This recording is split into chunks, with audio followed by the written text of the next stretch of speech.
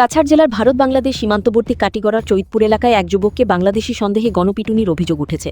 গুরুতর আহত ইমরান হুসেইন নামে ওই যুবক বর্তমানে শিলচর মেডিকেল কলেজ হাসপাতালে চিকিৎসাধীন। অভিযোগ, মঙ্গলবার রাতে বাজার থেকে বাড়ি ফেরার পথে একদল দুষ্কৃতী তাকে আটক করে মারধর করে। চিৎকার শুনে সীমান্তরক্ষী বাহিনী জওয়ানরা ঘটনাস্থলে পৌঁছালে অভিযুক্তরা পালিয়ে যায়। পরে আহত যুবককে উদ্ধার করে প্রথমে কালাইন হাসপাতালে এবং পরে শিলচর মেডিকেল কলেজ হাসপাতালে ভর্তি করা হয়। ঘটনাকে কেন্দ্র করে এলাকায় উত্তেজনা ছড়িয়েছে। দোষীদের দ্রুত গ্রেপ্তারের দাবি জানিয়েছেন পরিবার ও স্থানীয় বাসিন্দারা। আমার দুষ্কৃতীরা কালকে আমার ছেলেকে খুব বেশি মাইল করছে। তারপরে আমরা কালাইন রাস্তা না শিলচর মেডিকেল কলেজ পাঠাই দিয়েছে। দেওয়ার পরে এখানে তারা ট্রেনিং করিয়া রাস্তা না আজকে রিলিজ দিলেছে।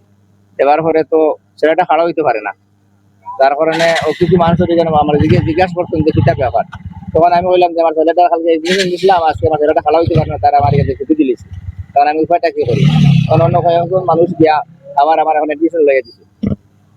আমি অ্যাকচুয়ালি আজকে মেডিকেল আইছিলাম। আমার পাতারকান্দির কিছুদিন আগে যেটা ঘটনা হয়েছিল, বাংলাদেশি নামে আমরা পাতারকান্দির দুইটা ছোট বাচ্চারে অমানবিকভাবে যেভাবে মারপিট করা হয়েছিল তারা দেখা দিয়েছিলাম। আমার পরে গতকালকে রাত্রে যে খালাইন সৈদপুর যে ঘটনাটা হয়েছিল, সেই ঘটনার তার ছেলের বাবারে পাইলাম। তাই না মানে কইলা যে আজকে তার ছেলের অবস্থা খুব খারাপ, কিন্তু কিতা কারণে যেন বুঝতে পারলো না, যেন হসপিটাল থেকে তারা ডিসচার্জ করে দিচ্ছে। তখন আমি সাথে সুপারিনটেন্ডেন্ট আলাপ করলাম, করার পরে সুপারিনটেন্ডেন্টও ভালো করে বিষয়টা জানেন না। পরে আমি সুনার বিধায়কগুলো আলাপ করলাম, ফাইন সুপারিনটেন্ডেন্ট আলাপ করছেন। পরে পাতারকান আপনার আলগাপুর খাটলি জোড়ার বিধায়ক জুবের আমলে আলাপ করলাম।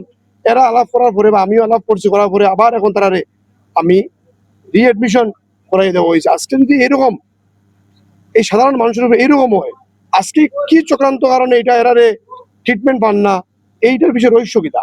আজকে মানুষ কালকে মারপিট হয়েছে, সেটা আমরা নিজে দেখছি, আপনারা নিশ্চয়ই দেখছেন।